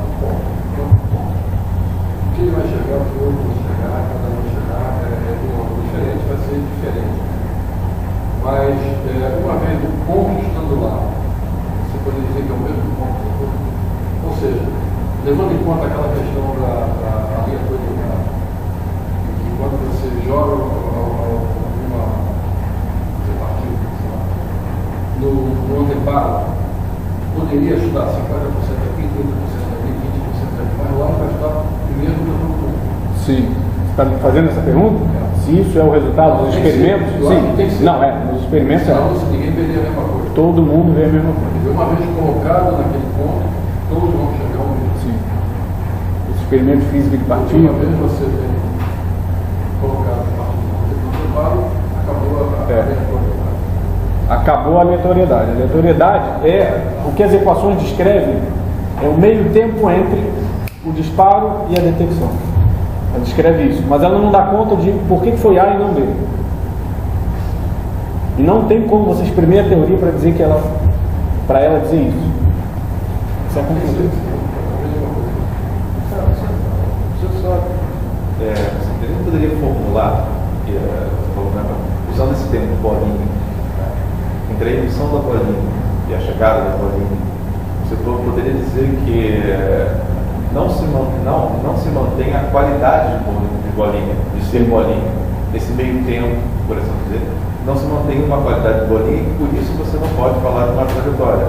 Sim, desaparece então, isso aí. É uma perda, digamos assim, é uma perda de qualidade para depois uma retomada de qualidade no ponto de chegada. Sim, eu diria até que é uma perda, quase perda de substância. É quase uma perda de substância. Vai para um polo de existência, isso o Wolfgang Schmidt diz. Eu já vi alguns tomistas, o William Wallace não cai nesse erro. Muitos tomistas ainda querem recuperar variáveis ocultas porque ficam apavorados com o negócio da falta de determinismo mecanicista. que os caras não conhecem os resultados. Eles são tomistas, são filósofos competentíssimos, mas não conhecem o debate a fundo da física. Então, isso aí não dá mais para ser feito. Mas aí a minha pergunta é, se há essa perda de qualidade, por assim dizer, essa qualidade de volume entre a emissão e a coisa, como é que você sabe que é nítido? Só quantitativamente. Você disparou uma certa energia. Existe identidade nessa história? Não existe identidade. Não existe identidade. Não existe identidade corpórea. Existe uma identidade quantitativa e energética. Quer dizer, equações captam. Não sabe nem o que é? Você sabe o tipo de coisa que pode dar. Pode dar, mas quantitativamente. Não, ali você não sabe. A única identidade dela é quantitativa. É uma identidade quantitativa e é o... Sabe o começo e o fim? Não sabe nada. Você sabe as possibilidades de caminho. Tem um experimento famoso da fenda dupla. Você emite a partícula aqui tem o anteparo final com a chapa fotográfica e no meio do caminho você põe uma tela com 2 buracos. Você não sabe por qual ela vai passar. E se tenta forçar, você perde uma figura lá de interferência. Você perde a qualidade a teoria interfere. Você não obtém os resultados. Ela não está pura. Não seria uma outra discussão. Essas aleatoriedades, elas de algum modo têm que ser anuladas, para que a matéria possa existir. Senão seria uma coisa totalmente amorfa. Não. Neste nível, cada vez mais, isso que o Wolfgang Schmidt diz, e que muitos tomistas recusam. Mas eu acho que o Wolfgang Schmidt é um físico matemático, conhece esse debate. E eu tendo a concordar com ele. Neste nível, a coisa está indeterminada. É uma pasta, é o que você está indo em direção ao que Aristóteles chamava de matéria-prima, que ela nunca vai ser atualizada, você nunca vai observar a matéria-prima, mas é aquilo que está em potência para as diversas coisas. Não é isso não. Eu acho o seguinte, uma vez, digamos que as corpos de energia, elas têm aquela questão da aleatoriedade, que não é só 50, 30 e 20, é uma infinidade. Obviamente que vai até o lado do mundo. Não, depende, não. Depende. Pode de repente ter uma chance de zero, quase, de estar do outro. Pode, mas você faz restrições no laboratório e diz ó, que a partícula está restrita a... Mas aí é laboratório. Não, claro. Essa experiência representa a realidade. Naquilo ali sim. Naquilo ali sim. Claro, naquilo. Você não pode dizer que o mundo é feito O daquilo. mundo é Hum? o mundo em si é controlado. Não, Eu acho que eu também acho que Controle, como é que ele está falando? Que é o controle experimental. Isso que você está falando, né? sim, você pode... Você tem um controle. Assim, ela é um controle. Essa possibilidade de haver matéria. Você não tem esse poder de haver. Você é tudo tão aleatório. Não, não é. É nesse nível. Quanto mais para baixo, Exatamente isso que eu estou dizendo. Quanto mais embaixo, mais aleatório. Então, sim. essas aleatórias, elas têm que se anular para que possa haver sim. possibilidade da matéria. Então, há uma Não, a matéria condição. é isso. A matéria é aquilo ali embaixo. Isso aí. Mas essas coisas de randômico, que são quase isso, elas têm que se anular para que você possa ter algo. Você está dizendo Sim. que a estrutura organizada do nível macroscópico, de alguma forma fez com que os efeitos de interferência da mecânica quântica fossem embora. É claro, e aí você tem um mundo básico. O mundo básico O mundo que nós vivemos. Sim. Exatamente, isso daqui. A nossa realidade é Assim, a nossa realidade é nesse nível. Ela é corpórea e formal também. A inferência errada é você dizer que isto é feito e que isto ganha o ser daquilo. Aquilo não tem o ser. Aquele substrato mais fundamental. Você perde até a noção de ser. O que é o ser? Nessa história atual? Não. Como assim perde a noção de ser? O que é o ser? É aquela partícula aleatória? Não. O ser É a junção das partículas? depende do ser. Aquilo é um ser em potência. O que é o ser? O que é o ser?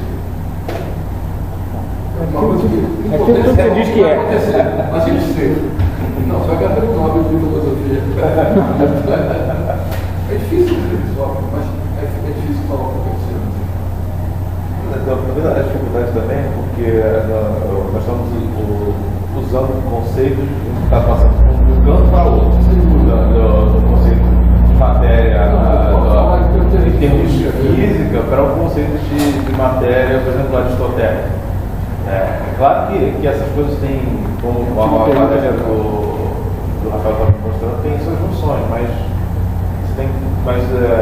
acho que falta aprofundar o conceito de matéria aristotélica para compreensão, né? Para compreensão disso daí. Acho que foi difícil. Diga. Do barro. A matéria do barro é a potência para se tornar a forma de ser ou a forma de estar, o que seja. Mas de onde que vem o movimento ou a energia que faz com que a matéria Tome aquela forma. tome forma? Isso Aristóteles chamava de causa eficiente. É um outro ser externo que amolda aquilo. Mas em um momento onde quando surgiu a matéria, quem foi o primeiro ser Como externo assim? Bom, você indo para trás, até o momento onde não existia forma. Onde só existia matéria e não existia forma. Teve que ir alguma energia aí para dar movimento naquilo, para que existisse alguma forma antes daquilo. Não é? Porque a matéria viria antes da forma. Mas o que Não. faz com que a matéria... Não existe matéria sem forma. Esses são polos explicativos. Mas é só parece que tem alguma coisa entre as duas coisas, para que faça com que a matéria forme e a corrente entre as duas coisas. Tudo é feito das duas coisas. Tudo é feito das duas coisas. Né? Matéria não é um ente e forma outro ente separado. São polos explicativos de cada ente. Não existe aqui um negócio que tanto que o Aristóteles vai dizer, olha, deve existir um negócio no limite que fosse matéria pura indistinção, pura indeterminação completa, aleatoriedade completa. A capacidade que tem que existir uma coisa, um polo da realidade que tem a capacidade de receber as diversas formas, certo? Mas isso é um polo limite explicativo. Não é um ser que você vai destacar, olha, está aqui um pedaço, a gente chamava isso matéria-prima. Isso não é uma coisa aqui, está aqui a matéria e está aqui a forma. A forma nem é material, você não vai poder localizá-la com os olhos. Então qualquer ente que você vê, ele é uma composição, até esse gesto daqui é falho, porque são duas coisas materiais, mas qualquer um é feito de matéria e forma. São as causas do ser ele é feito de alguma coisa e ele é outra entre aspas. São polos explicativos, são tensões, não são entes. Mais ou menos isso estava na cabeça do Descartes. Só que ele separa isso e faz em coisas completamente distintas. É o ato consciente da res cogitans separado completamente, é uma mente fora da matéria, e a res extensa, que é a matéria pura. Ele pensa que essas coisas existem como coisas, como entes, e que depois você junta. Não. Quer dizer, ele esgarçou o aristotelismo assim até... No Platão, a forma que nasce primeiro. A forma o quê? No Platão, a forma nasce primeiro. Você tem a ideia, depois a gente tem o... Sim, no Platão é... Aí entra aí onde fogo, só que é o contrário. Ele pensa no processo. Sim, está no mundo mais materialista que você está acostumado a ver as explicações materiais todas. Os dois são polos da realidade, da explicação. Os dois. O Aristóteles não joga fora a descoberta dos materialistas e acrescenta aí a descoberta dos essencialistas, se quiser. Então, não existe uma matéria pelada. Matéria. Ela está, em qualquer lugar, ela está informada de algum jeito. Essa visão do caminho, desse meio que você não sabe o que acontece, não sei se você explicou a minha dúvida, mas ela é uma visão sistêmica, um algoritmo, entre aspas, como se tivesse um algoritmo ali, já pronto pode nem dizer em questão disso, que um sistema fechado como o algoritmo. Até ali essa questão é totalmente aleatória. Não sei se deu para entender meu pergunta. Não. É que assim, mesmo sendo, assim, a gente não sabe o que acontece no meio, né, do sistema ali. E então assim, pode-se dizer que isso que a gente não sabe, na verdade é um conjunto de algoritmos lá infinito de regras, infinito, mas infinito de regras. Não. Tem uma forma também. Até esta matéria, neste nível, também tem sua forma, que é dada pelas equações, é dada por umas leis de conservação. Isto é a forma daquela potência. Então não é totalmente aleatório. Não, é aleatório dentro daquelas possibilidades de descrição, mas não é assim toda. Ela limita as possibilidades. A forma é aquilo que limita a indeterminação. A matéria é a indeterminação. O que limita é a forma. Mas aí quando tem forma, ela não é 100% aleatória. Então. Não é 100% aleatório. Você monta um experimento com a fenda dupla, por exemplo. Se ela bate, se ela passa por uma fenda ou por outra, se ela bateu no anteparo anterior, ela não vai dar o seu sinal lá. Então eu consigo levar essas coisas em conta na teoria. Eu consigo alimentar as equações com isso.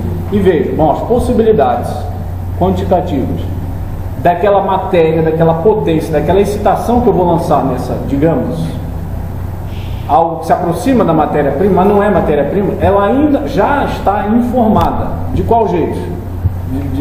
De qual forma? Aquelas que a equação descreve. São descrições quantitativas. Olha, existe uma conservação de energia, certo? O número de partículas que chega deve ser o mesmo dentro de determinadas condições. Se você acelerar demais, der uma pancada muito grande, o número de partículas pode aumentar ou diminuir, mas tem uma grandeza mais geral, que é chamada energia, momento, etc., que ainda rege aquilo. Não é assim uma aleatoriedade completa e absoluta. Senão você não teria nem equação para isso. As equações estão descrevendo as limitações. Essas distribuições de probabilidades não é a aleatoriedade completa. Isso é a forma daquilo. E aí, nesse caso, não pode dizer que se aproxima da visão do Einstein, que tem uma... Mais ou menos. O Einstein queria ser um realista, só que ele tinha uma visão muito restrita do que era o realismo. Ele imaginava que era uma bolinha clássica. Esse era o problema dele. Realista todo mundo tenta ser. Tem uns que não. Vários, se quiser, não dá.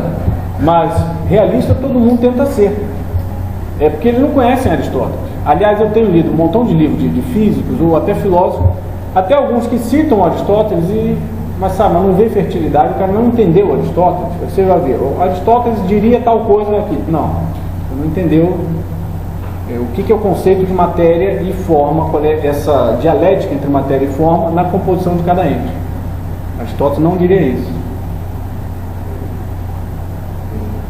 O último erro que eu aponto no cientificismo moderno tem a ver com a teoria do conhecimento. Os caras querem fazer a gente acreditar numa historinha da carochinha. Eles querem botar tudo em dúvida.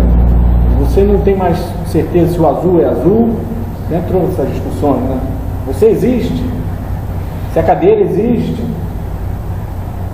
Se o mundo existe?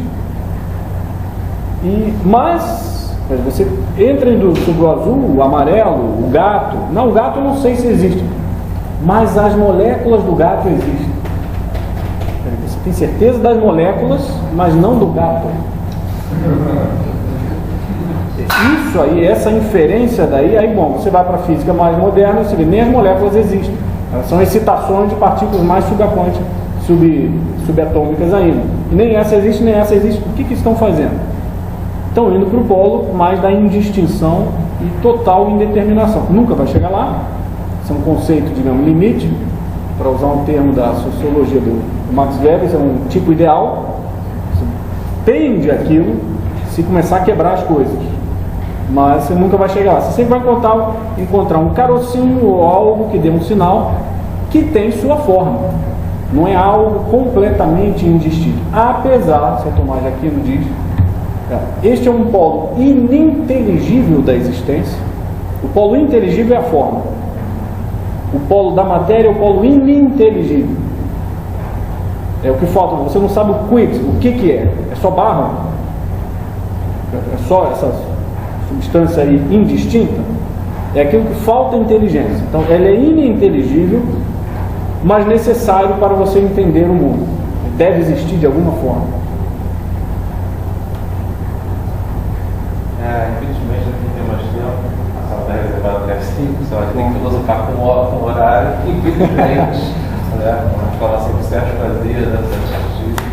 Eu agradeço imensamente, Rafael, pela palestra, foi muito clara, ele aclarou bastante coisa. E eu acho que o próprio pessoal que fez medieval, né, deve ter visto que existe ainda um campo e existem questões para serem discutidas a partir desses pensadores, né, que às vezes são deixados de lado nos cursos de filosofia, mas que ainda tem tanto para nos ensinar. Então, agradeço demais a você. Eu agradeço o convite também.